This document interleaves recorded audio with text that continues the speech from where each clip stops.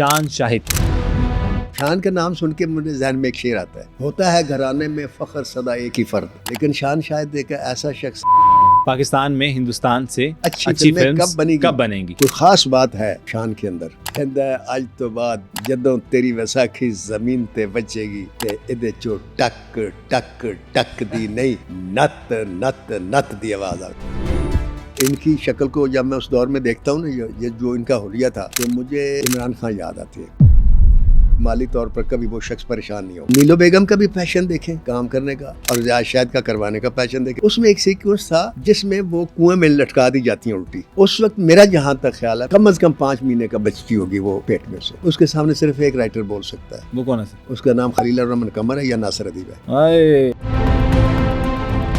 आज आपको कहानी सुनाने जा रहे हैं अरमगान शाहिद की, जिसको दुनिया दी सुपरस्टार शान शाहिद के नाम से जानती है। लिविंग लेजेंड शान एक फिल्म के कितने पैसे चार्ज करते हैं? शान शुरू के दिनों में किस बड़े सियासतदान से मुशाबत रखते थे? शान शाहिद पर दौलत आज भी इतनी मेहरबान क्यों है? शान किस फिल्म से सुपर हिट हुए? ये तमाम बातें जानने के लिए ये सुनो पॉडकास्ट एंड तक जरूर देखिएगा। आज किसकी कहानी सुनाने जा रहे हैं ऑडियंस को? मैं तो आपके पास आता हूँ, मैं जब फिल्म की कहानी लिखने बैठता हूँ तो भाई मैं खाली सफ़र लेकर बैठता हूँ और कलम होता है। और उसके बाद मैं अल्लाह से एक आरजू करता हूँ कि भाई किसी ने मेरे पर एतमाद किया, मुझे पैसे दिए, वो कहता है मैं बहुत अच्छा राइटर हूँ, अब वो मुझे बहुत अच्छा राइटर बनाने के लिए ये कहानी अता कर दे। वो कहानी अता करना शुरू कर देता है, मैं लिखना शुरू कर देता हूँ। अच्छा, ये अता होती है सर? अता ही होती है, और क्या होता है? उसकी अता के बगैर तो कुछ भी नहीं होता मेरे भाई। एक लफ्ज़ नहीं लिख सकता। ये जब मैं आपके पास आता हूँ, ये कल ही मुझे फ़ोन आया मीरा जी का। अच्छा। रात को तकरीबन 12 बजे। तो उसने बड़ी तारीफ़ की मेरी, लेकिन उसमें एक ख़ास जुमला वो था कि जैसा आप बोलते हैं ना, ऐसा मैंने आज तक किसी को बोलते नहीं देखा। बेशक। मैंने शुक्राने के 2 नफल पढ़े कि ये तारीफ़ मेरी नहीं है, ये तारीफ़ उसकी है। मैं आपके जब सामने बैठता हूँ, किसी भी आप आर्टिस्ट का जिक्र करते हैं, इसका प्रोग्राम करते हैं, तो मेरे पास कुछ नहीं होता उनके कहने के लिए। और आप देखें कि ये जो जिन पर हम प्रोग्राम करते हैं, इनके बारे में अक्सरियत सब कुछ जानती है। यस, ये सही है, ये बिल्कुल सही कह रहे हैं आप। हमारी खूबी या अल्लाह ताला ने मुझे जो वो दिया है एक फ़न, वो ये दिया है कि उन पुरानी बातों को मैं अपने अंदाज से जब बताता हूँ ना, तो लोग उसे एंजॉय करते हैं सर। तो ये अल्लाह की अता है। अल्लाह ताला आपको सलामत रखे इसी तरह सर। और आप इसी तरह लोगों की, जो हम लोगों ने एक शुरू किया प्रोग्राम, उसको अल्लाह ताला कायम व दायम रखे। सर, आज हम सुनाने जा रहे हैं ऑडियंस को कहानी शान शाहिद की। अब देखें ना आपने वो उस आर्टिस्ट का नाम भी जिसके लिए बोलना मेरे लिए बहुत ईजी है, इसलिए कि आपको पता नहीं ये सब मेरे साथ है। बिल्कुल बिल्कुल। तो शान का नाम सुन के मुझे जहन में एक शेर आता है। जी, अर्ज करें सर। किसी शायर का बड़ा मशहूर शेर है जिसका एक ही जुमला मुझे मिसरा आता है, होता है घराने में फख्र सदा एक ही फर्द। कि किसी घर में सिर्फ एक फर्द ऐसा होता है जो शाहकार होता है। ऐसे ही। लेकिन शान शायद एक ऐसा शख्स है जिसके घर में 3 बड़े नाम है। अच्छा। पहले सबसे बाप रियाज शाहिद, माशाल्लाह। उसके बाद माँ नीलो शाहिद, उसके बाद खुद शान शाहिद। तो इनकी जो वालदा हैं, उन्होंने भी बेपनाह कामयाबियाँ हासिल की और टॉप क्लास हीरोइन में शुमार रहीं। और इनके जो वालिद थे वो खैर साहिब तर्ज अदीब थे। उनके बारे में मैं कहता हूँ कि वो वाहिद राइटर था पाकिस्तान फिल्म इंडस्ट्री का जो अपना एक तैवर लेकर आया था। अच्छा जी। इससे पहले ये तैवर कमाल अमरोही के पास था इंडिया में। पाकिस्तान में रियाज शाहिद ने लोगों को बताया मकालमा भी होता है, सिर्फ कहानी नहीं होती, सिर्फ फिल्म नहीं होती, सिर्फ एक्टर नहीं होता। वाह। ठीक है। तो मैं रियाज शाहिद की सिर्फ एक जुमले की वजह से इज्जत करता हूँ, पूरी ज़िंदगी करूँगा। वो क्या सर? वो उनका जुमला था कि उनसे एक अखबार नवीस ने पूछा एवन स्टूडियो में कि रियाज साहब, पाकिस्तान में हिंदुस्तान से अच्छी फिल्में कब बनेंगी? पाकिस्तान में हिंदुस्तान से अच्छी फिल्में कब बनेंगी? आप सोच नहीं सकते उन्होंने जो जवाब दिया। और फौरन कहा, फिल्बदी का, उन्होंने कहा जब इस मुल्क में चेहरों से ज्यादा ज़हनों की कीमत होगी। हो। अंदाजा लगाए। और ये कब की बात है सर? ये बात है मेरे ख्याल में 71 से पहले की। मतलब तब भी सर ये मतलब जो खूबसूरत चेहरों का आज भी दौर चल रहा है, जी खूबसूरत तब भी था। हाँ, खूबसूरत चेहरों का तो शुरू से दौर है। और खूबसूरत चेहरे जो होते हैं, रियाज शायद ने ये जो जुमला कहा, इसके पीछे आप एक पूरी कहानी और एक पूरी दास्तान है। मैं थीसिस लिख सकता हूँ इस बात पर। इस बात को महसूस किया हॉलीवुड ने। हॉलीवुड के एक डायरेक्टर, बहुत बड़े डायरेक्टर थे, सेसल बी डी मिल, जिन्होंने 10 कमांडमेंट्स बनाई, जी जी जी आपने सुना होगा। जी। तो उनसे एक अखबार ने पूछा कि फिल्म में सबसे इम्पॉर्टेंट जो शुभ है वो क्या है। अच्छा। उन्होंने कहा स्क्रिप्ट। तो उसने कहा उसके बाद, उसने कहा स्क्रिप्ट, उसने कहा उसके बाद, उसने कहा स्क्रिप्ट, उसके बाद कहते हैं स्क्रिप्ट है असल फिल्म, उसके बाद शूटिंग होती है। शूटिंग का क्रिएशन से कोई ताल्लुक नहीं है, कोई ताल्लुक नहीं है। तो बात यह है कि बहुत खूबसूरत। आप हॉलीवुड के, अभी मैं राइटर नहीं बना था, मैंने फिल्म देखी मैकनास गोल्ड, बड़ी मशहूर फिल्म थी, और उसके डायरेक्टर थे जे ली थॉम्सन। ठीक है। तो उसके मैं स्क्रीन राइटर का नाम भूल गया हूँ। आप बिलीव करेंगे, जो पोस्टर लगा था तो उसके स्क्रीन राइटर का नाम लिखा था, स्क्रीन राइटर्स, मैं नाम भूल गया हूँ। अच्छा। मैकनास गोल्ड। और यहाँ आप अखबारों का इश्तिहार देखें, जो फ्लैक्स लगते हैं वो देखें कि सबसे बड़ा डायरेक्टर का नाम होगा, और उससे तीसरे दर्जे की कलम उसकी, उससे राइटर का नाम होगा, फिर उस कलम से छोटी हो ये म्यूज़िक डायरेक्टर का नाम होगा, बस। सही कह रहे हैं। रियाज शायद पाकिस्तान के पहले राइटर थे जिनका नाम उस कलम से लिखा जाता था जिस कलम से डायरेक्टर का नाम लिखा होता। वाह, वरना वो कहते थे मैं काम नहीं करूँगा। इतना दबंग राइटर था, इतना वो राइटर था जिसने पाकिस्तान में राइटर की इज्जत बनाई। अच्छा जी। और मुझे जो शान से ज़िंदगी में शिकायत है वो एक ही है, एज ए प्रोफेशनल, वरना मुझे उससे कोई शिकायत नहीं। वो ज़ाती बातों को छोड़ दे। वो क्या सर? मुझे एक फिल्म मिली एज ए डायरेक्टर। जो प्रोड्यूसर थे उनकी ख्वाहिश ये थी कि जी शान हीरो होगा तो हम फिल्म बनाएंगे। ठीक है। मैंने कहा जी ठीक है। मैंने शायद स्क्रिप्ट लिखा। मैंने कहा ये कोई बात ही नहीं कि शान तो अपना बच्चा है। मुकम्मल करने के बाद स्क्रिप्ट में जनाब उस प्रोड्यूसर ने मुझे कहा, मैंने उससे पूछा यार बजट, कहना वो कितने पैसे लेता है। अच्छा। मैंने कहा यार मैंने सुना है कि वो आजकल 1 करोड़ रुपया मांगता है। कहते सर हम तो 1 करोड़ रुपया नहीं दे सकते ना। अच्छा। मैंने कहा कोई बात नहीं, आप जो मैं कहूँगा वो ले लेगा। ये मेरा कॉन्फिडेंस था उसके ऊपर। सही हो गया। और कॉन्फिडेंस इसलिए था कि वो रियाज शाहिद का बेटा है। वो खूबसूरत चेहरे, उसमें बात है ना, खूबसूरत चेहरे जो पब्लिक की बढ़क लेते हैं और छा जाते हैं दिलों पर। उनके कैरेक्टर, उनकी वो डायलॉग, उनकी अदाएं, वो हम लिखते हैं स्क्रिप्ट के ऊपर। हाँ सही। और फिर वो आगे जाकर वो हिट होते हैं। बिल्कुल ठीक। वो मैं लेजेंड ऑफ मौला जट में जो लिखा, तो अवाम जब भी आते थे ना मायरा खां, वो कहते थे पहले वो मुकालमा में सुनाए। वो मेरा मुकालमा था। जब वो कहती है कि उठ वे मौलिया ते 10 इन्होंने मैं तेरी पक्की पक्की मशूक। तो ये जो जुमले हम उनके मुंह में देते हैं ये हिट करते हैं पब्लिक को। हम उनका जो करैक्टर लिखते हैं उसमें जो हम उनकी अदाएं डिफाइन करते हैं कि ऐसे बोलना है, वो पब्लिक को भाती हैं।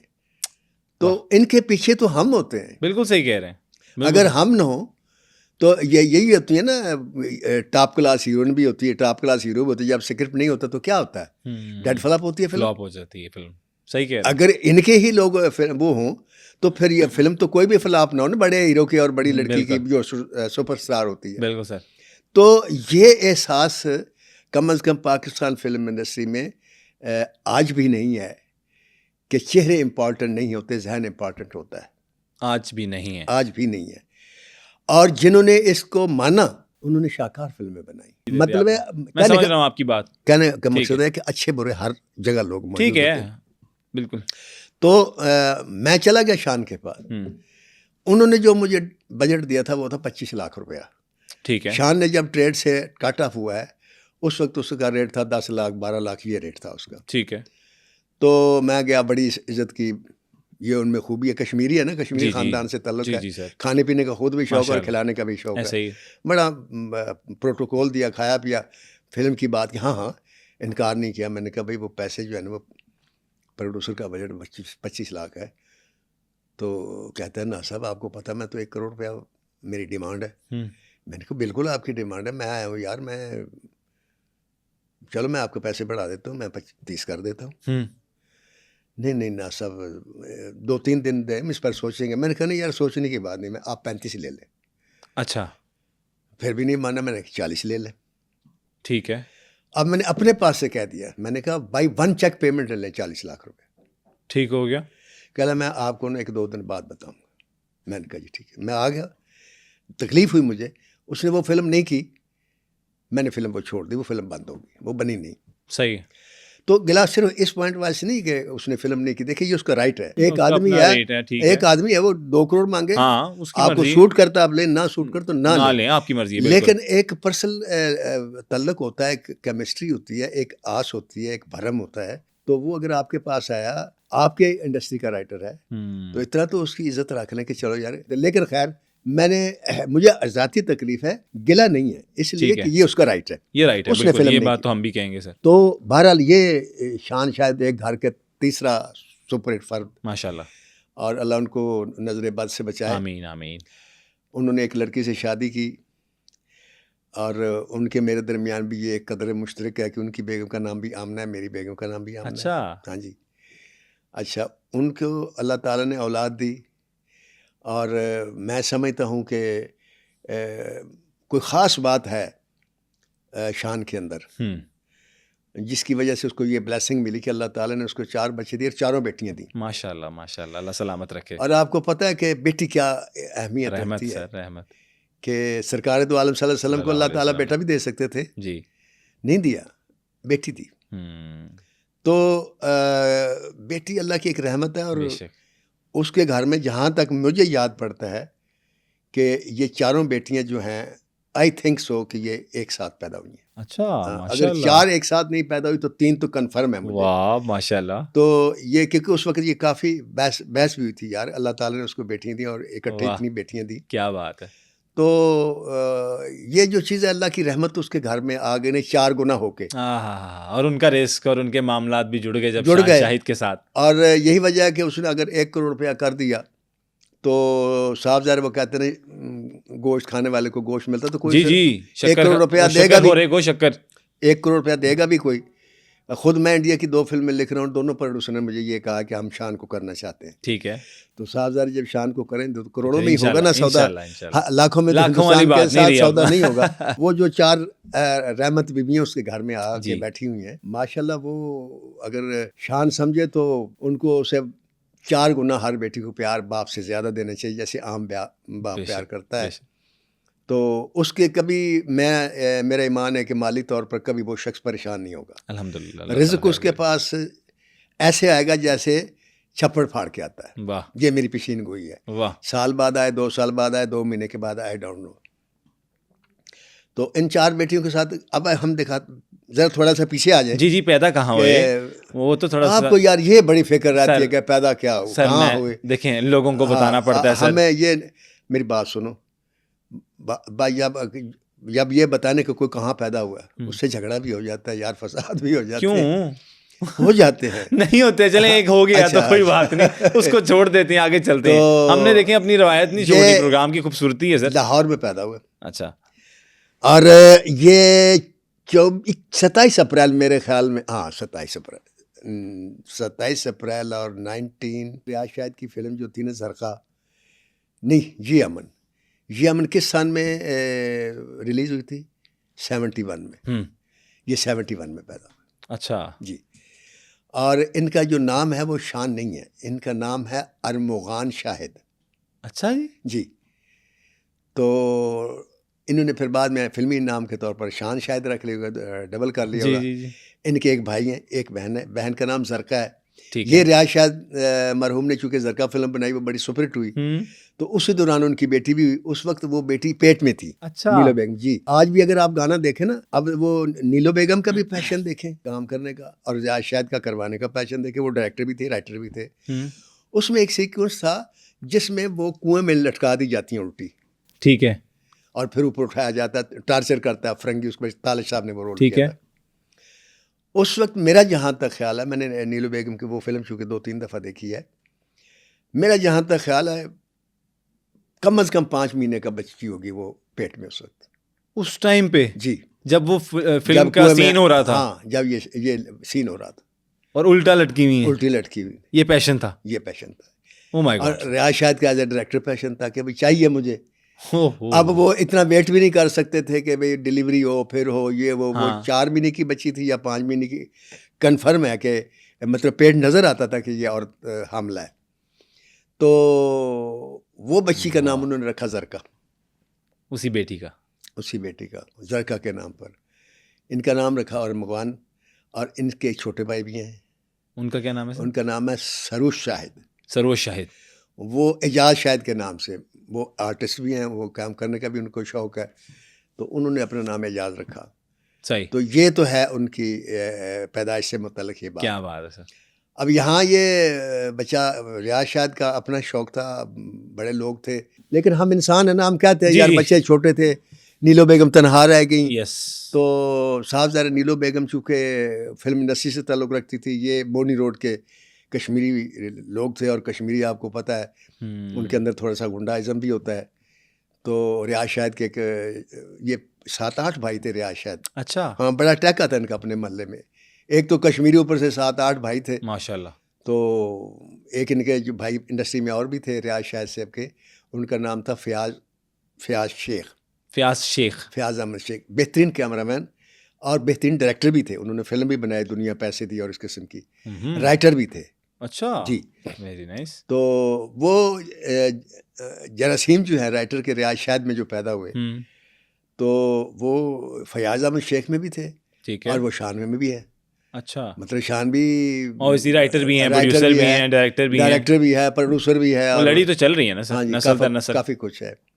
तो बहरहाल शान ने यहाँ बेहतरीन स्कूल में पढ़ा और फिर एचिसन कॉलेज में पढ़ा। एचिसन कॉलेज में पढ़ने के बाद फिर ये अमेरिका चले गए। शौक़ था इनको बैरिस्टर बनने का। ठीक है। वहाँ ये न्यू टाउन हाई स्कूल में इन्होंने तालीम हासिल की और 7 साल ये अमेरिका में रहे। अच्छा। वहाँ तालीम हासिल करते रहे या कुछ और हासिल करते रहे, कुछ और भी पढ़ते रहे होंगे, आई डोंट नो।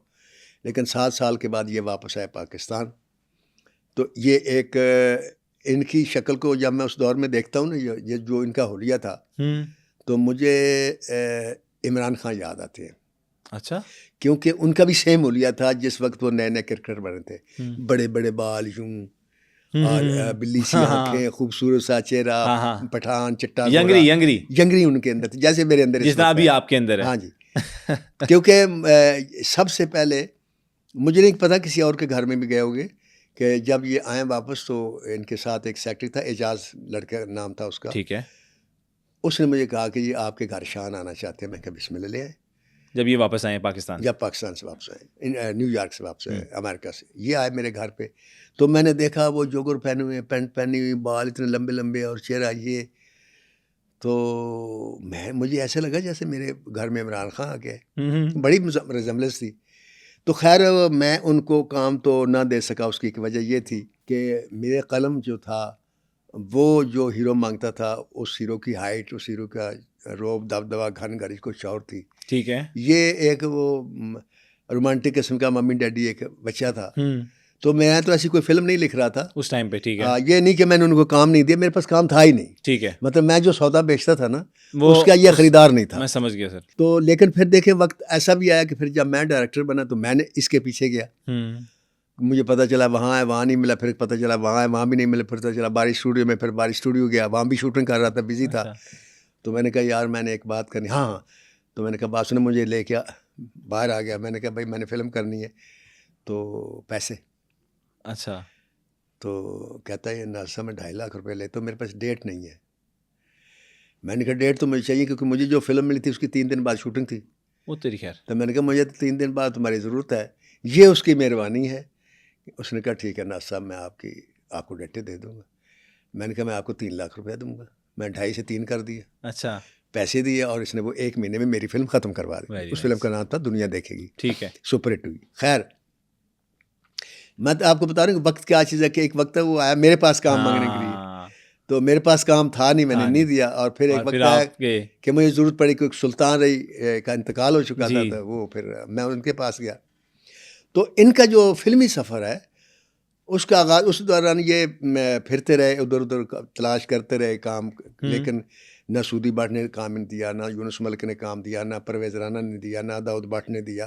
ये वक्त के उसके जी जी, उस डायरेक्टर टाइम थे। के डायरेक्टर्स यही थे। और क्योंकि वो सारे ही फिल्में वही बना रहे थे जो हाँ, वही मेरी स्टाइल है। वो वाला सीन चल रहा था ना। हाँ जी। जावेद फाजिल एक डायरेक्टर थे, वो ये औरतों के वो थे डायरेक्टर, उस टाइप की फिल्में बनाते थे, फैमिली ओरिएंटेड। ठीक है, वो मैं एकदम तो उस दौर हैरान हुआ में कि औरतों के डायरेक्टर थे। उस दौर में एक और भी राइटर था, वो भी औरतों में लिखने का, उसको फैमिली ओरिएंटेड कहानियाँ लिखने कंटेंट का, फैमिली ओरिएंटेड हाँ, था। ठीक है, वो थे सईद नूर, ठीक है। वो थे सुलेमान के शागिर्द। तो इन्होंने एक फिल्म शुरू की, बुलंदी। बुलंदी। बुलंदी में डेब्यू किया 2 आर्टिस्ट, एक रीमा ने और एक शान ने। हाँ जी बिल्कुल, क्योंकि वो वहीं दोनों वहीं नहीं, से चढ़े थे। इत्तेफाक देखे ना, दोनों वहीं से चढ़े। इत्तेफाक ये देखे कि शान मेरे पास आया, मैंने काम नहीं दिया, रीमा के पास मैं गया और मैंने काम नहीं दिया। हाँ, और दोनों इकट्ठे एक फिल्म है और दोनों सुपरहिट हो गए। बिल्कुल, तो ये अल्लाह की शान है, ये अल्लाह की अल्लाह की अता है। बिल्कुल। तो उसके बाद शान भी सुपरस्टार हो गया और रीमा जी भी सुपरस्टार हो गई। उसके बाद फिर शान का फिल्मी सफ़र जो है ना वो चलता रहा। वो फिर मेरी उसने 576 फिल्मों में काम किया, जिसमें 388 जो है वो तकरीबन पंजाबी और 188 उर्दू है। 576 फिल्मों में। और ये इसकी ड्यूरेशन जो है ना, अगर आप लगाएं ना 20 साल, तो ज़्यादा से ज़्यादा 20 साल, 22 साल, क्योंकि 2013 में 1990 से 90 से शुरू हुआ, 2013 में इसने ट्रेड से अपने आप को ऑफ कर हाँ, दिया। 2015 लास्ट इनका आता है कि उसके बाद तो इन्होंने काम कमर्शियल्स कर रहे हैं अभी भी, माशाल्लाह अभी भी काम कर रहे हैं, लेकिन वो नहीं, वो जो रूटीन का काम था ना वो छोड़ दिया। रूटीन का काम छोड़ दिया। नहीं, बीच में 5-7 साल इन्होंने खुद फिल्में बना के अपने आप को मसरूफ रखा है। उसने अपने आप को आउट नहीं होने दिया। तो खैर ये बुलंदी से सुपरहिट हो गए। फिर उसके बाद मुख्तलिफ फिल्में ये करते रहे, और मेरी फिल्में तो वही थी जो जिस तरह मैं जैसे मैं फिल्में लिखता हूँ उनमें दुनिया देखेगी थी, वो मैंने खुद बनाई, सुपरहिट हुई। उसके बाद बेशुमार फिल्में इन्होंने की, जिनमें मुझे इनकी जो ज़ाती तौर पर फिल्म पसंद है तो वो है बदमाश गुज्जर। बड़ी अच्छी फिल्म थी और कमाल काम किया था इसने। जब मैं लेजेंड ऑफ मौलाना लिख रहा था तो एक सीन था बड़ा ड्रामे का, उसका फवाद खान साहब का। जी, मैं जनाब सीन लिख के ले गया और मेरे ख्याल में 2-3 दिन लगाया मैंने उस सीन, और कमाल जुमले लिखे। मैंने कहा आज बिलाल अशारी से बहुत दाद मिलेगी। मैं गया, मैंने जनाब पूरी घन गरज के साथ वो सीन सुनाया जो मेरा अंदाज़ है, और जैसे मैं बोलता हूँ ऐसे एक्टर बहुत कम बोलते हैं, ये भी मैं बताऊँ, नीचे ही रहते हैं उस टोन से, सिवाय सुल्तान राय, एक अफजाल अहमद और एक अलाउद्दीन। ठीक है, ये 3 एक्टर थे जो। सर कोई डायलॉग ही सुना दें, बड़ा देर हो गई सुना नहीं। कोई एक आता सर कहता है आज तो बाद जदों तेरी वैसाखी ज़मीन ते बचेगी ते इहदे चो टक टक टक दी नहीं नत नत नत दी आवाज़ आवे। ये माला जट का डायलॉग मैंने जनाब वो बड़ी जाके घन और आपको था दाद मिलेगी आज, सीन सुनाया। तो मैं क्या उसके भी सदके जाऊं कि उसका चेहरा ऐसे रहा कि जैसे मैंने पत्नी को क्या चीज़ सुना दी, सपाट बिल्कुल। मैं बड़ा मायूस हुआ, मुझे तकलीफ भी हुई। इससे पहले कि मैं उसे कहता कि बिलाल साहब आपको तो सेंस ही नहीं है कोई अच्छे फिक्रे की या ये वो, मैंने आपको वैसे ही इतनी मेहनत से सुना दिया। तो वो बोलना शुरू हुआ, कहता नासिर साहब आपने सीन बेपनाह अच्छा लिखा है, बहुत अच्छे मकाल में A1, लेकिन मैं इन्हें पिक्चराइज नहीं करूँगा। क्यों? जी क्यों? कहता है नासिर साहब फवाद खां के पास करने के लिए कुछ नहीं इस सीन में, सब कुछ आपके मकाल में। मुझे सीन ऐसा दें जिसमें फवाद खां के करने के लिए कुछ हो। अच्छा, मतलब कि पहली बार मुझे वहाँ पता चला कि सीन जो है बाज़ दफ़ा एक्टर को कुछ करने नहीं देता। और फिर मैंने जब पीछे विजुअलाइज किया मौला जट को, वैशी जट को, अपनी जितनी फिल्में थी, मौला जट, ये वो, जग्गा गुज्जर, तूफ़ान, सारी याद आई। तो याद है वाकई मेरे तो मकाल में कट टू कट ऐसे होते हैं कि लोग उसमें घूम रहते हैं। हाँ। तो बाकी एक्टर को वो परफॉर्मेंस तो मिलती नहीं जी। तो फिर मैंने ये एक दिन बैठे बैठे खुद सोचा कि यार एक्टर और आर्टिस्ट, वो मुझे बात याद आई ना पृथ्वीराज की, जब अंदाज सुपरहिट हुई तो हाँ जी, आपने बताई थी, आपको बताया होगा। तो उन्होंने कहा वो तुम एक्टर और वो आर्टिस्ट है। तो आर्टिस्ट की तारीफ फिर मुझे याद आई कि आर्टिस्ट वो है कि जब राइटर उसके मुंह में जुबान नहीं देता और वो खुद से, और उसको पब्लिक को अपनी आंखों से और अपने चेहरे से बताना पड़ता है कि मैं क्या कह रहा हूँ। क्या ख्याल, या मैं क्या चाहता हूँ। हाँ, और इसकी जैसे एग्जांपल आपने वो भी दी थी कि वो पारो मेरी माँ मर गई। मर गई। तो वो फिर दोबारा क्या सीन बात। लिखा जिसमें वो फवाद खान को करने के लिए कोशिश था। तो कहने का मकसद ये है कि सीन जो होता है या जो मकालमे होते हैं, इनकी बड़ी अहमियत होती सही है। कह रहे हैं, बिल्कुल सही। तो अब फिर बातें आप वापस आ जाते हैं शान शाहिद पर जी सर। कि शायद उनका ज़िंदगी का ये सफ़र जारी रहा। मैंने जैसे कहा कि मेरी फ़िल्मों में बेपनाह काम किया। वो 388 जो पंजाबी है ना, जी। अगर खुदा झूठ न बुलवाए तो उनमें 150 तो मेरी फ़िल्में होंगी। अच्छा जी। अल्लाह अकबर। लेकिन मेरी फ़िल्म से एक्टर नहीं बन सका, वो आर्टिस्ट नहीं बन सका। आर्टिस्ट नहीं बन सका, एक्टर तो वो है। और बाकी फ़िल्मों से भी नहीं बन सका।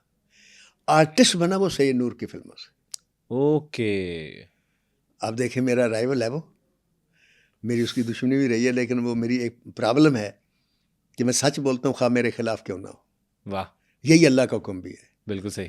कि हक और सच की बात करो, खा तुम्हारे अपने खिलाफ हो, खा तुम्हारे माँ बाप के खिलाफ हो, खा तुम्हारे कराबतदारों के खिलाफ हो। और इसीलिए जो सच्चा आदमी है उसका दर्जा अल्लाह ताला ने शहीद जैसा रखा है सही, कि बिल्कुल। सदीक जो है वो शहीद सिद्दीक। के साथ उठेगा। क्या अगले बात है, क्या बात। तो उसकी फिल्मों में ख़ास तौर से आप उसकी फिल्में देखें, मजाजन देखें आप, मजाजन सुपर हिट मूवी, बिल्कुल। फिल्म तो सुपर हिट थी। आप उसमें शान का काम देखें। आप ये देखें सैयद नूर से ने उसे काम कहाँ कहाँ लिया है। उसका एक सीन है जिसमें शामा जी सामने डांस कर रही हैं और शामा जी को ये एतराज़ होता है कि शान साहब शराब क्यों पीते हैं, उसमें ये शराब पीते हैं। अच्छा। तो ये उनसे कहता है कि मैं नहीं पीता या मैंने छोड़ दी। तो अब गाना है तो गाने में शान आकर बैठ गया और उसने पी हुई है और 7 बोतल भी रखी हुई है। अच्छा। सर साइलेंट सीन है इंटर कटिंग में कि किस तरीके से उसने वो बोतल उठाई है और किस तरीके से उसने वो चुस्की ली है और किस तरीके से वो सैमा को देख रहा है। आप वो फिल्म का वो गाना देखिएगा। तो फिर शान आर्टिस्ट हो गया सर। वाह, जैसे सैमा एक्ट्रेस से भी आर्टिस्ट बनी तो नूर साहब की नूर फिल्मों साहब से की वजह बनी। से, सही। तो फिर शान सर आर्टिस्ट हो गया। जब आर्टिस्ट बन गया शान, तो शान फिर वक्त के ज़रा हमारी इंडस्ट्री जो थी वो रूब ज़वाल होना शुरू हुई। जी उसकी कई वजूहात हैं, जी। उसको छोड़ें, उसमें वो तो हम एक दफा कोई एपिसोड फिर करेंगे का इंशाल्लाह। एपिसोड उसमें बता बिल्कुल। देंगे। तो उस वक्त प्रोड्यूसर जो था और टेक्नीशियन जो थे, उनको शदीद ज़रूरत महसूस हुई कि यार फिल्में शुरू हों, क्योंकि सबके घर चल रहे थे, चूल्हे चूल्हे ठंडे चल हो रहे गए, थे। स्टूडियो बैरान होने शुरू हो गए, वो फलां ठीक। उस दौर में शान ने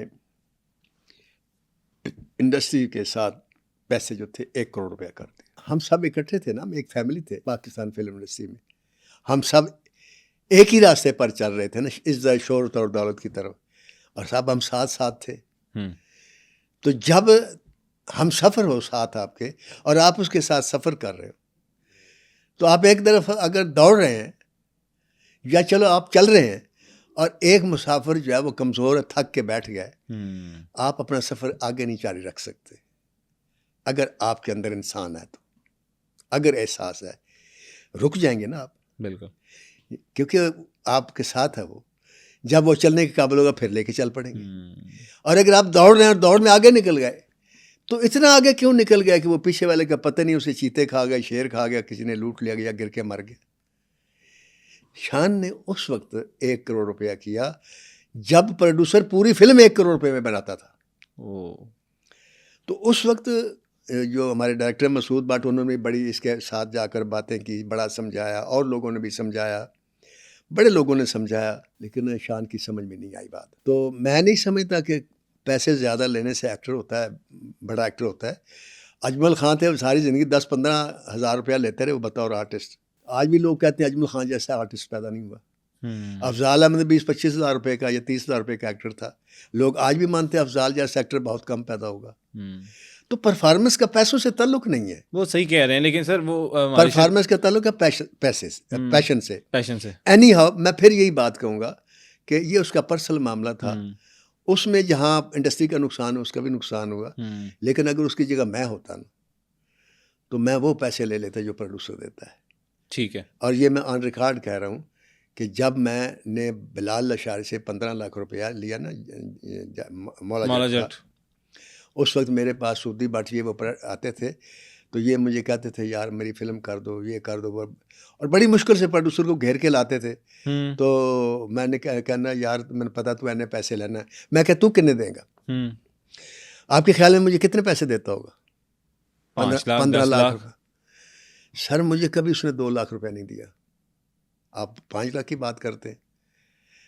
फिर मैंने एक ऐलान किया, मैंने कहा पाकिस्तान फिल्म इंडस्ट्री में जो प्रोड्यूसर फिल्म शुरू करेगा मैं फ्री कहानी लिखूंगा, जो पहले मेरे पास आएगा। चौधरी याकूब नाम के एक प्रोड्यूसर, वो मेरे पास आ गया, जिंदा फ़ोन करके पूछ ले, एक पैसा नहीं लिया, पेट्रोल अपना, सिगरेट अपने, और कहानी उसकी लिख कर दे दी, कि सिर्फ इसलिए कि यार चूल्हे जलते रहे। तो अल्लाह ताला ने मुझे उसका इनाम भी बहुत दिया, उसका लाख लाख शुक्र है अल्हम्दुलिल्लाह। मैंने किसी के चूल्हे का जिक्र किया, मेरा चूल्हा आज तक नहीं ठंडा होने दिया उसने, न मुझे बेकार बैठने दिया। बाद में मैंने लाखों ले लिए, सारी कसरें जो अल्लाह ताला ने पूरी कर दी। तो ये पर्सनल होते हैं, लेकिन ये है कि शान, अगर शान बना तो पाकिस्तान फिल्म इंडस्ट्री से ऐसे ही। तो मुझे धर्मेंद्र ने कहा था जब मैं उनकी कहानी लिखने गया था कि उस दौर में मैं यहाँ पाकिस्तान में 1,60,000 1,50,000 रुपये लेता था, 88 की बात है। सही है। तो उसने मुझे उस दौर में कहा था कि मैं पहली फिल्म का 7 लाख दूंगा, और उसके बाद आप मेरे लिए फिल्में लिखते जाएं, मैं बनाऊं या ना बनाऊं, मुझे आपसे मोहब्बत है, आपको यहाँ मैं फ्लैट लेकर देता हूँ जोहू में। अच्छा। उस वक्त वहाँ एक कमरे का फ्लैट जो था 12 लाख रुपए का था। कहता आप हिंदुस्तान आ जाएं। मैं जी ठीक है, मैं आपको बताऊँगा। मैं उनको कहानी लिख कर दिया, मैं वापस आ गया। मैं वापस नहीं गया। फिर शान को उन्होंने, रेशम को उन्होंने मैसेज दिया। एक PIA में पायलट चलता था, उसका बड़ा तल्लक था इंडस्ट्री से कि नासिर साहब वो धर्मेंद्र जी आपको याद कर रहे हैं। उन दिनों मोबाइल तो थे नहीं, तो वो आप मैसेज कन्वे करते थे। हाँ, काम करें। मैंने कहा ठीक है। फिर मैं गया दोबारा, तो कहने लगा आपने मेरी ऑफर ठुकरा दी। मैंने कहा धर्म जी आपने मुझे बुलाया मौला जट की वजह से। मौला जट पाकिस्तान की फिल्म थी, मैं पाकिस्तान का शहरी हूँ, मैं पाकिस्तान नहीं छोड़ सकता। वाह। मुझे पैसे नहीं चाहिए, मुझे अपना पाकिस्तान चाहिए। खूबसूरत। ये ऑन रिकॉर्ड है। तो कहने का मकसद ये है कि मोहब्बत जो है ना अपने इंडस्ट्री से, वो भी ज़रूर करनी चाहिए। बिल्कुल। और शान को तो इसलिए करनी चाहिए, ये उसके बाप की विरासत है। बिल्कुल विरासत है सर, चल रही है अभी तक माशाल्लाह। माँ की विरासत है। ऐसे ही है। हम उनके वो पैरोकार हैं इस तरीके से। बहरहाल जी। फिर आता है कि शान की मजाजन और सुपर हिट फिल्में, फिर उसको प्राइड ऑफ परफॉर्मेंस भी मिला, फिर उसको निगार अवार्ड भी मिला, लक्स स्टाइल अवार्ड भी मिला, लक्स अवार्ड भी मिला, उसको खूबसूरती के अवार्ड के पत्नी क्या क्या जितने अवार्ड थे उसको मिले, बेपनाह इज्जत मिली माशाल्लाह। और उस बेपनाह इज्जत के होते हुए फिर उसके बावजूद फिर मैं वही बात करूँगा, पत्नी क्या हुआ, हमसे कोई गलती हो गई या क्या हुआ कि उसने हमें छोड़ दिया। वो है ना कि कैसे कह दूँ कि उसने छोड़ दिया मुझको, परवीन शाकर का शेर है। बात तो सच है लेकिन बात है रुसवाई की। तो उसमें अपनी रुसवाई ये है कि कोई कहने वाला ये भी तो कह सकता है कि नासिर साहब अगर तुम इन्नी चंगे सो तो तुम छाड़ के क्यों जाता, कह सकते कोई तो वजह होगी ना कि हाँ, कोई ना कोई वजह होगी। लेकिन वो वजह अब सिर्फ शान शायद का कभी इंटरव्यू करें वो बता सकते हैं, मुझे नहीं सर पता। मैं ज़रूर पूछने की कोशिश तो बहरहाल मेरी ये दुआ है, शान पाकिस्तान फिल्म इंडस्ट्री के एक सुपरस्टार है बेशक, और उसके बारे में मैं हमेशा कहा करता हूँ कि वो शाहरुख खान से बड़ा एक्टर है। अच्छा जी, क्या बात। अगर उसे काम दिया जाए, अगर उससे काम लिया जाए। सर आज भी दुनिया मानती तो है, बिल्कुल मानती पाकिस्तानी है, मानते तो हैं, और इंडिया में भी लोग मानते हैं कि उस जैसा अदाकार नहीं है। लेकिन बात यह है कि शान भी मोहताज रहेगा कलम का, खा वो रियाज शाहिद के हाथ में हो, खा वो नासिर अदीब के हाथ में हो। शान अपने तौर पर अगर कहे कि मैं सुपर हिट हो सकता हूँ, नहीं हो सकता। ये सिर्फ शान ही नहीं, दिलीप कुमार भी नहीं हो सकता। दिलीप कुमार अगर आन में काम करता है तो उसके बाद अंबर बनाता है, एक शो नहीं चलती, वही दिलीप कुमार होता है, वही दिलीप कुमार होता है। तो बड़ी बात, रियाज शायद चाहिए। बिल्कुल सही कह रहे हैं। कलम चाहिए और वो स्क्रिप्ट चाहिए जिसमें जान हो, जो एक्टर परफॉर्म करे और पता लगे जी दुनिया को कि यार कुछ हुआ है। जी हाँ, क्योंकि शान ने पाकिस्तान फिल्म इंडस्ट्री के बाद अब रियाज शायद फिल्म के नाम को उनका पता, जी उनके बिजनेस को संभाल रहे हैं माशाल्लाह, उसको भी संभाला। उनके भाई जो है माशाल्लाह वो भी लाहौर यूनिवर्सिटी में काम करते हैं, यूनिवर्सिटी लाहौर में से मुंसलिक हैं। और फिर शान ने जब ये पाकिस्तान फिल्म इंडस्ट्री को छोड़ा, शायद उन्होंने इसलिए छोड़ दिया कि हम उनको करैक्टर उनकी मर्जी के मुताबिक नहीं देते थे, ठीक है, या इसलिए छोड़ा पैसे नहीं देते थे, कोई तो वजह है ना। उसके बाद वो फिर उन्होंने अपने तौर पर फिल्में बनाई। हाँ, कमर्शियल्स भी कर रहे हैं, पैंथर के भी, और डिफरेंट कमर्शियल्स करते हैं। मुझे ये सुनने में भी आया था कि वो आज भी मतलब कमर्शियल का 1.25 करोड़ रुपया लेते हैं। वो फिल्म का भी करोड़ रुपये लेते हैं। तो मुझे भी सुनने में ये अब आया। अगर ये उनके खिलाफ ना बात जाए तो उन्होंने मीरा जी की फिल्म साइन की है एज ए डायरेक्टर और एज एन एक्टर, उन्होंने 1.5 करोड़ रुपये लिया है, जो मेरे पास रिपोर्ट है। माशाल्लाह। तो ठीक है। अब बाकी छोड़े, मुझे वहाँ इंडिया में दर्शन सिंह बग्गा ने साइन किया फिल्म के लिए, मुझे इकबाल ढिल्लू ने साइन किया। दोनों ने मुझे ये कहा है कि फ्री हैंड दिया कि आप शान से बात करें कि हम उनको फिल्म में लेना चाहते हैं। वाह जी वाह। तो अगर फ़र्ज़ करो हिंदुस्तान का 1 करोड़ देते हैं तो हिंदुस्तान का 1 करोड़ इस वक्त 3.5 पौने 4 करोड़ रुपये है पाकिस्तानी। जी। वाह, तो ये क्या बात है। तो वो पैसों की तो बात नहीं है सर। सही। लेकिन मेरी जो ख्वाहिश है वो ये है कि वो उस इंडस्ट्री के साथ ज़रूर जुड़ के रहें, रूट्स। हाँ। और वो सर मैंने अवार्ड्स वगैरह में देखा है वो जुड़े रहते हैं। उन्होंने शायद हमेशा बाकी एक्टर्स को ये शायद तनकीद का भी निशाना बनाया कि पक्के पाकिस्तानी रहो, पाकिस्तान तो बाहर जाओ, कम करो, अपनी अपनी मर्जी है, लेकिन अपना पाकिस्तान का नाम बुलंद करो और पाकिस्तान की इंडस्ट्री को सर्व करो। ये उनकी स्पीचेस में अक्सर जिक्र मैंने देखा है। जी, बड़ी अच्छी बात है। लेकिन इसके मुताबिक मैं अमल भी चाहता हूँ तो सोने पर सुहागा हो जाए। हम उसके इंशाल्लाह मुजस्मे बना के लगाते हैं इंशाल्लाह कि हमारी इंडस्ट्री के देखें। आप कभी स्टूडियो में जाए ना, 4 दीवारी में आप जाते नहीं ना जी। मैं ये जो बात कर रहा हूँ ये इसलिए कर रहा हूँ कि मैं स्टूडियो में जाता हूँ हर हफ्ते, दूसरे हफ्ते जाता हूँ मैं। शान साहब भी नहीं आते। शान साहब अगर आते हैं तो उन लोगों के झुरमट में आते हैं जो बड़े लोग हैं, ठीक, खाते पीते लोग हैं। मैं उन लोगों में जाता हूँ जिनके चूल्हे ठंडे हैं। मेरे बहुत दोस्ती है उनसे, मेरी किसी बड़े आदमी से दोस्ती नहीं है पाकिस्तान फिल्म इंडस्ट्री में। मेरी दोस्ती है चपरासियों से, टेक्नीशियन से, असिस्टेंट कैमरामैन से, असिस्टेंट डायरेक्टर से, इनसे मेरी दोस्ती है। उनके चेहरों पर मैं देखता हूँ उनके चेहरों पर क्या लिखा होता है। सही। वो जब मैं पढ़ता हूँ तो फिर मुझे शान याद आता है। एक भी फिल्म शान शुरू करा दे पाकिस्तान फिल्म इंडस्ट्री में तो कम से कम 4000 इंसानों का रोजी जाने में चल पड़ती है। एक फिल्म के साथ 4000 इंसान घर चल मुंसलिक होते हैं। तो अगर 2 करा देगा तो क्या ही बात है, क्या फ़र्क पड़ेगा। मैं तो उसे ये सजेस्ट दूंगा कि वो अपने मेरे से एक आदमी ने कहा यार एक पास आने लखा लाना, एक पास हज़ारा लाना। मैं कहा यार मैं अपने फ़न की ज़कात निकालता हूँ। तो शान नहीं निकाल सकता अपने फ़न की ज़कात। हाय सर आगे चलते हैं सर। आगे चलें, जितना मर्जी हो आगे चले सर। बड़ा अच्छा लगा शान का जी। एक और प्लस पॉइंट भी है, मैं आपको बताता हूँ जी सर। शान का प्लस पॉइंट ये है कि उसके अंदर बैक वक्त एक डायरेक्टर भी है और एक राइटर भी है। एक्टर तो है ही, एक्टर तो है ही।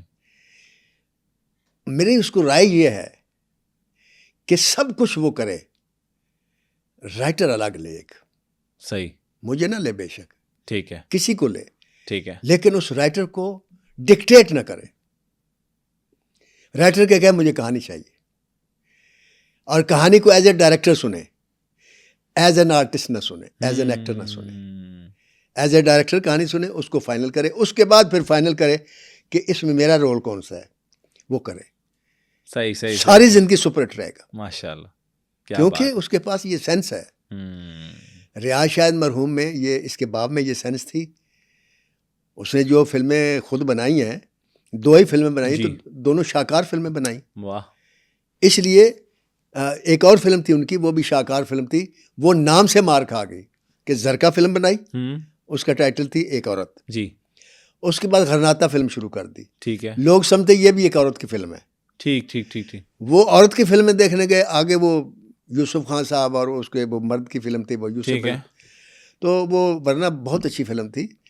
तो ये बड़ा ज़रूरी होता है। मैं जब कहानी लिखता हूँ तो बतौर नासिर अदीब लिखता हूँ, उसके बाद मैं रिवाइज करता हूँ, तो मैं 1000 का टिकट लेकर आप देखने भी जाते हैं, आपने जिक्र किया था, बिल्कुल सही। तो ये अगर कर लेना शान तो मेरा सारी ज़िंदगी सुपर हिट है। अब ना देखे ना उन्होंने फिल्म दरार नहीं अच्छी गई, 021 बनाई नहीं अच्छी गई, अर्थ बनाई नहीं अच्छी गई, मुझे चांद चाहिए बनाई नहीं अच्छी गई, गन्स एंड रोजेस वो बनाई नहीं अच्छी गई।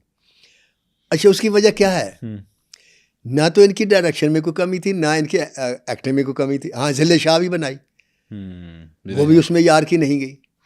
अब देखें शान को मजाजन अभी चल रही थी, उसमें इनका ज़िले शाह का रोल था, तो इन्होंने ज़िले शाह शुरू कर दी। फिर उसमें एक गाना था घुंघरू बांध के नाचने का, जो सईद नूर साहब ने डाला था जी, वो कहाँ से आया तो एक लंबी बात है। ठीक है, इन्होंने भी वही डाल दिया। तो अब देखें एक आदमी 2 महीने पहले एक गाना देख रहा और उसमें भी इन्होंने घुंघरू बांधे हुए। ठीक है। और सामने सामा है, तो वो ज़िले शाह में भी वही, तो वो फिर लोग लाइक नहीं ना करते। सेम हो गया था। ये जो बात है, मैं क्यों कह रहा हूँ कि वो उसने एज एन डिक्टेट किया होगा अपने राइटर को। अगर वहाँ कोई राइटर था, अव्वल तो वो राइटर खुद होता है, ठीक है। लेकिन अगर कोई राइटर था तो उस राइटर में इतनी सख्त नहीं है कि वो शान से ये कह सके कि आप ये गलत कह रहे हैं।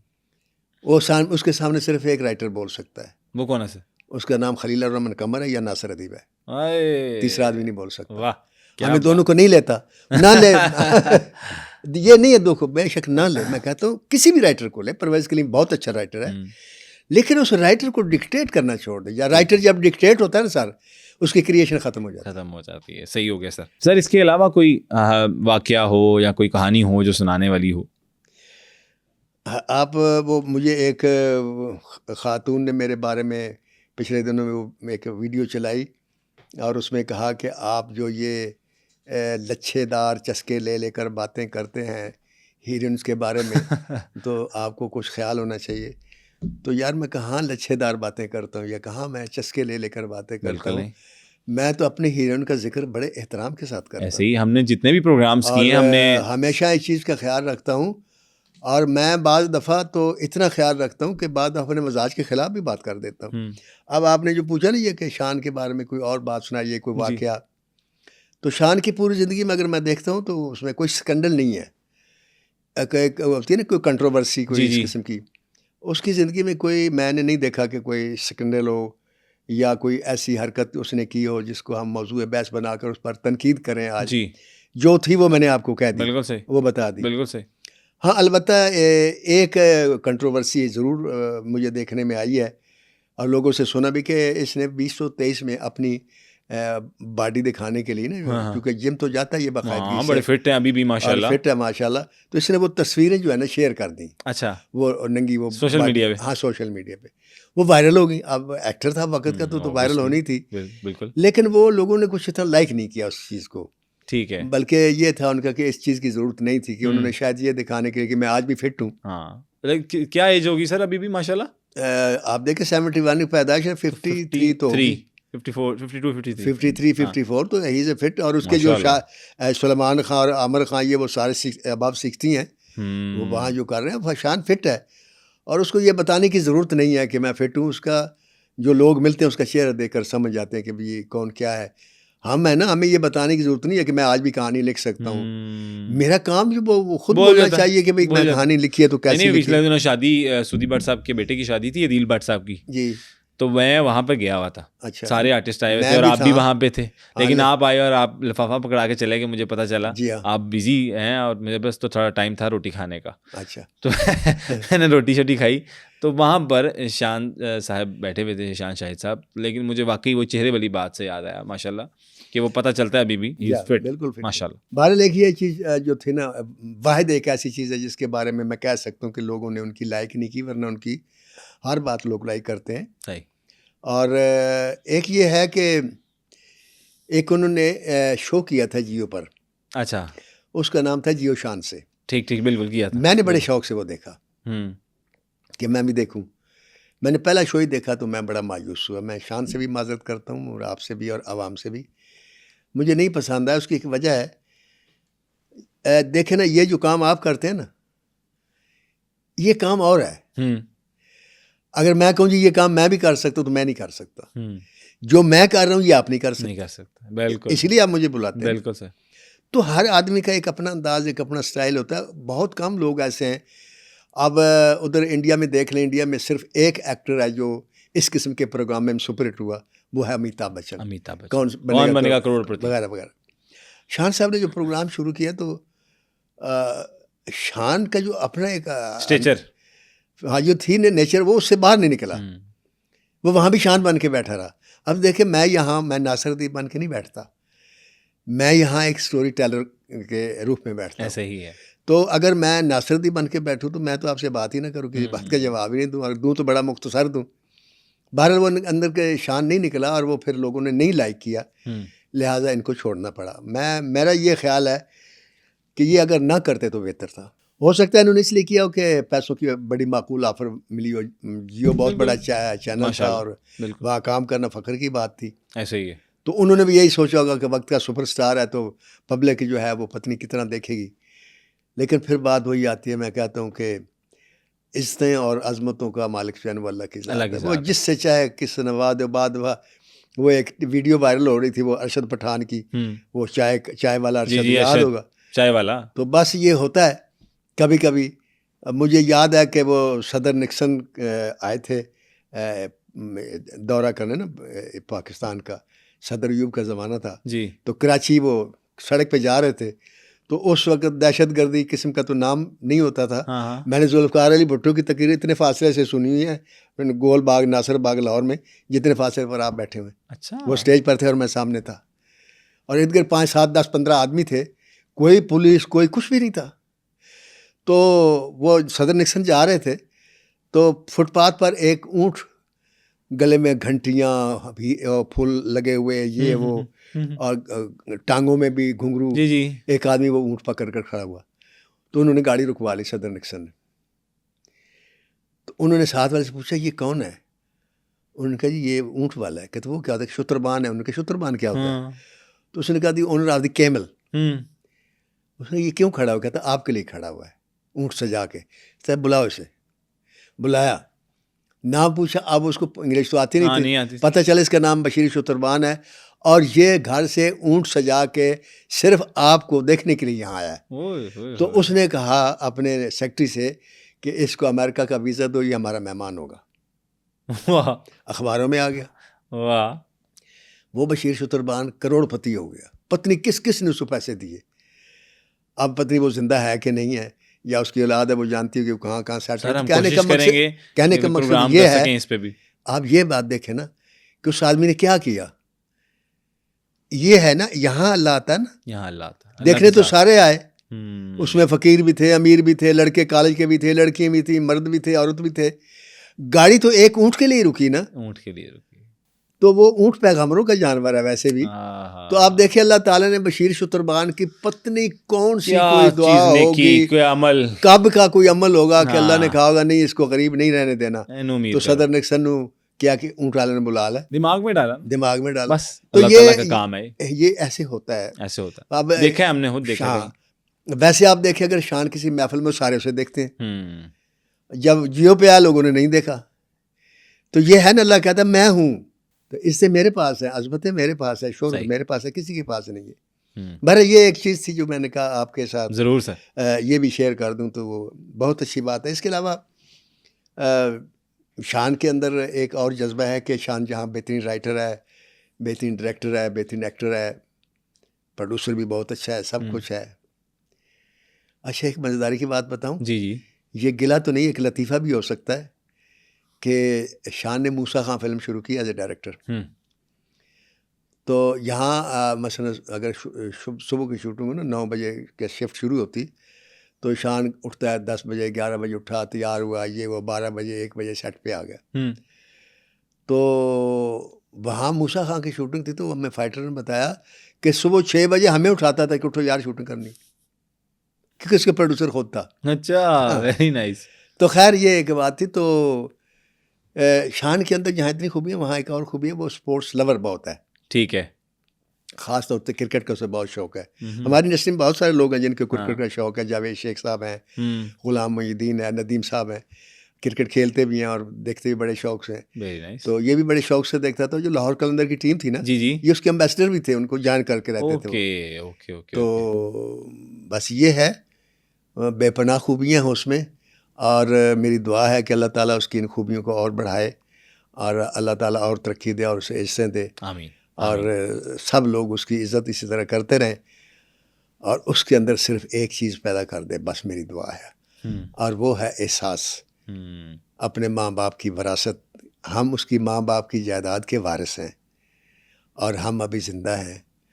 ये वही सफ़र है जो उसके बाप ने शुरू किया था, ये वही लाइन है जो उसकी माँ ने की थी शुरू। यही हाईलाइट्स थी शान साहब की मेरे पास, जो मैंने आपको बता दी। इसके अलावा तो सिवाय दुआ के और कुछ नहीं है। क्या बात है, तो हम अपनी इस दुआ के साथ इस पॉडकास्ट का इख्तिताम करते हैं और उम्मीद करते हैं कि लोगों को ये पॉडकास्ट नासिर अदीब साहब का पसंद आया होगा, जो उन्होंने जिस तरह से कहानी बताई और जिस तरह से उन्होंने पूरी स्टोरी को लेकर चले कि कहाँ पैदा हुआ और उनकी जो रिटायरमेंट है, और अब भी रिटायर्ड तो नहीं कहेंगे उन्हें क्योंकि काम कर रहे हैं करंटली, कोई मूवीज़ भी उन्होंने बताया, जिस तरह आपको फ्लैशबैक थोड़ा सा दिए कि अब आने वाली हैं कि आगे फ्यूचर में शान आपको दोबारा स्क्रीन्स पर और बड़े पर्दे पर नज़र आएंगे। इसी के साथ अपने होस्ट अब्दुल हई को दीजिए इजाज़त। नेक्स्ट एपिसोड में आप किस पर्सनैलिटी के बारे में जानना चाहते हैं ये भी कमेंट सेक्शन में ज़रूर बताइएगा। अपना ख्याल रखिए। अल्लाह हाफ़िज़ नासिर।